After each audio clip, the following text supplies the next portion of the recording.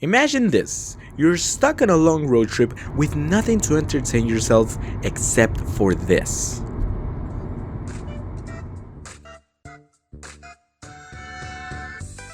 Ah yes, the sweet sound of one of the best Nintendo 3DS games, Super Mario 3D Land. But is it truly one of the best games from the 3DS, or am I just blinded by nostalgia? Well, let's figure that out and go back in time to 2011. Nintendo just released the Nintendo 3DS that still didn't have many amazing titles to sustain itself, but it would sure have amazing releases in the future. And surely enough, Shigeru Miyamoto confirms that there's going to be two new adventures to have on the go, one being a 2D platformer and the other one being a 3D Mario adventure. And those were big promises to the 3D Mario saga. It was a big expectation of what they were holding for the fans, since the latest release for these type of games was Super Mario Galaxy 2. And let me just tell you, I adore this game. My sister adores this game. Pretty much everybody that played Super Mario Galaxy 2 loves the work they made with this release. So if you're telling me that I'm going to be having the same amount of fun and entertainment as I did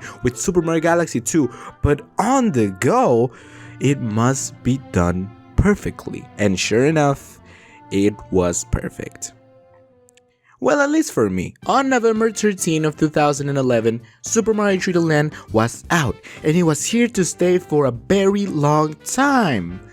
For some people, yeah, as sad as it may sound, this game seems to be overlooked by many people. There are others that will mix it with his younger brother, Super Mario 3D World. And okay, even from the sneak peeks, it really wasn't looking at the same level of fun as, say, Super Mario Galaxy 2 or even Super Mario 64 DS, a game that released years ago and supposedly the first ever 3D Mario experience on a handheld device. And when it released, many people played it and it sold amazingly on the first weeks, but it's not as well remembered as Super Mario 64 or Super Mario Galaxy, even though this game was the combination between these two releases, according to Miyamoto. Well, honestly, it wasn't the best at wowing at first glance. It's another Mario adventure with the normal enemies like a Goomba and Koopa and Bob-ombs. Sure, we got the returning Tanuki suit from Super Mario Bros. 3, but it's most certainly not looking like his console predecessor or even other games that were released on the 3DS like Kid Icarus Uprising or a 3D Pokemon game. It's plain as simple as a Mario game can get. And that's the key of what makes this game amazing. And sometimes simplicity could be way better than adding feature after feature, but it would also turn out your game for a simple one-time thing and occasionally visit it from time to time. Super Mario 3D Land is the prime example of that thought. Super Mario 3D Land amazingly combines the aspects of the 2D games in a 3D environment. In some parts the game can feel like a linear level, and in other parts you have to look around to find the end of the stage. And also the game doesn't have the 3D on its title just because it's on the 3DS or because it's on a 3D environment. This game also uses the 3D function in an amazing way in my opinion. While sure the 3D function can look cool at first glance, everyone knows that playing with this feature can be pretty annoying, and even Nintendo acknowledged this fact by releasing a 2DS. Like, isn't that just the DS with better hardware? So the 3D function was nothing more than a way to sell this new upgraded version of the original DS, and even in some games it tells you to use it so you get a better experience because of the perception of depth. That was the case with Super Mario 3D Land. It's more than obvious that most of us have always failed that jump or not hitting that Goomba because we don't really have a way of telling if we're truly above the Goomba or really making that jump.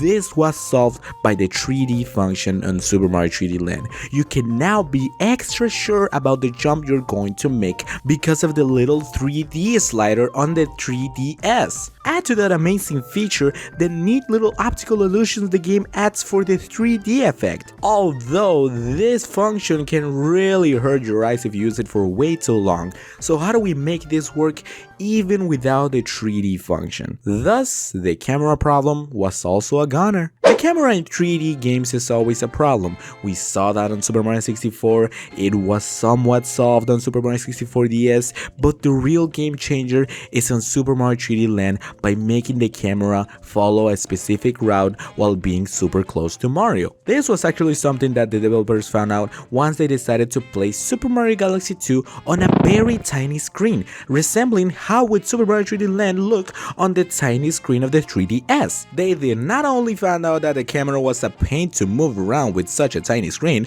but also saw that it was nearly impossible to tell where Mario was. Like, can you even find this guy here? No.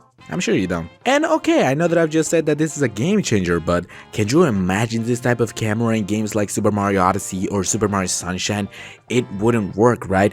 That's why this type of camera control only works in specific games like Super Mario 3D Land or Super Mario 3D World, the kind of games where it's a 2D/3D combination, where the camera and the whole layout of the level resembles the 2D scroller of a Mario game. And the 3D side is represented that you get to experience the 2D worlds in such different ways. For example, this level that it's mainly shot from the top so you get to see what to expect while jumping down. This kind of camera position would never work on Mario Sunshine or Mario Odyssey, but it's so well executed that not only you get a sense of where to land, but also never losing track of Mario. And speaking of levels, there are a bunch like this one. How about one that references The Legend of Zelda, or an underwater one?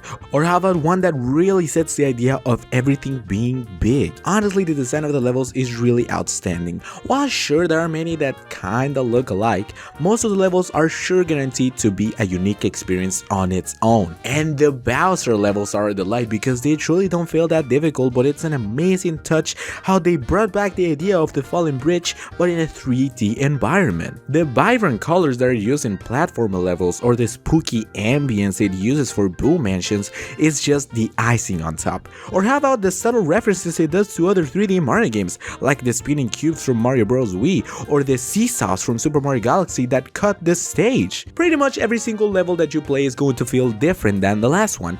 And well, this might be obvious at first glance, but get what I'm trying to say. In 2D Mario games where every level is themed after the world it's on, it would get repetitive after some time to see the same style of level design. That is not the case with Super Mario 3D Land, since guess what? This level and this level and this one are all on the same world. But alright.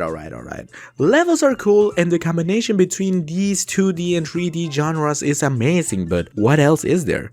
Nothing else. Like I said, Super Mario 3D Land is simple, and when I say that, I mean it. As simple as a Mario adventure can get. That means that there aren't that many side adventures excluding the special levels or the Toad houses. And you'd think that this would turn out for the worst, but it just becomes even better for a handheld game. In my opinion, for a game to be on the 3DS, it is a requirement to be accessible at all times, meaning that if I want to play this game on the plane or in a waiting room or at recess in school, I can do it with ease. This game offers that amazing accessibility by not overly complicating the levels or even the worlds, because the levels are out in a singular line with nothing to distract you from playing the level. Even in recent games like Super Mario Bros. Wonder, you can explore the overworld, which is not a bad thing necessarily, but when it comes to just wanting to play the levels to kill the time, Super Mario 3D Land is just as simple as opening the game and choosing from a variety of levels. Knock yourself out. So, is this the perfect Mario experience?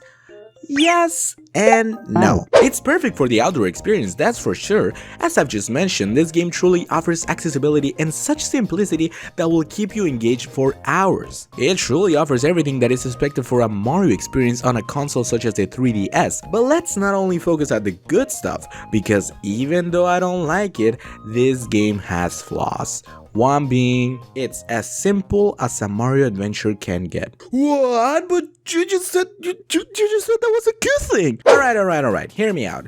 It's a good thing that it's simple because you can just get to play the game, right? But it's also a bad thing that it's way too simple, since it's stuck in the category of games to just kill the time. Not like in Super Mario Galaxy where you follow a story, or in Super Mario Sunshine where the movement is really fun to do. Surely this game has a lot of restrictions being on the 3DS. I know that they use this style of art because it fits Mario and his adventures, but also because they knew they couldn't go all out like they did in Super Mario Galaxy 2. The structures, the enemies, and even the power-ups are limited to only a few because it's a handheld game and it's supposed to be simple. I do have amazing memories while playing this game, and the overall fun I had while 100% in Super Mario 3D Land is something nice to remember from time to time. But I know that a bunch of people didn't even bother of 100% in this game or even playing it post-game once they were finished with the final Bowser and realizing that the special worlds are nothing but remixes of the original levels. And even if you decide to get 100% level being a dash crown,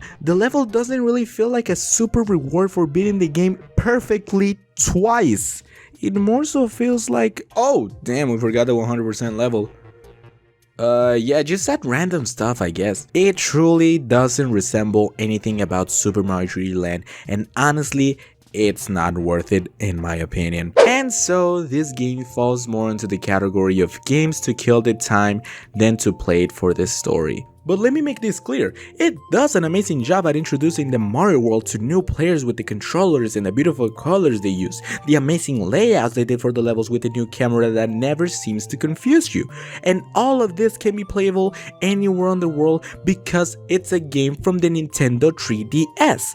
But it definitely doesn't offer that much post beating the game. Well, you get to play as Luigi, that's more than Super Mario Sunshine, but still, the Super Mario 3D Land experience suddenly becomes a game you remember you had, then played for like 10 minutes, and then forgetting its existence for 3 months. It's sad, but it's somehow the destiny of this amazing experience, because the fate of some games, and especially for Super Mario 3D Land, is to spread joy in spite of tragedy.